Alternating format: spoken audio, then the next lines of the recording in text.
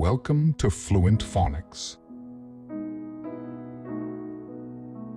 Today, we will learn how to pronounce the word intestines.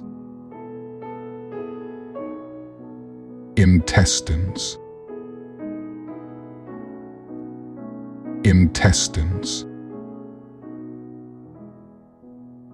Intestines.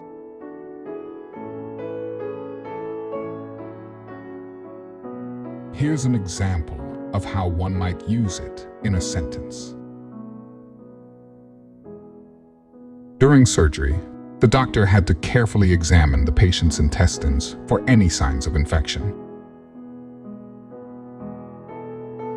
Intestines refer to the long, tube-like structures in the digestive system where food is digested, nutrients are absorbed, and waste is eliminated.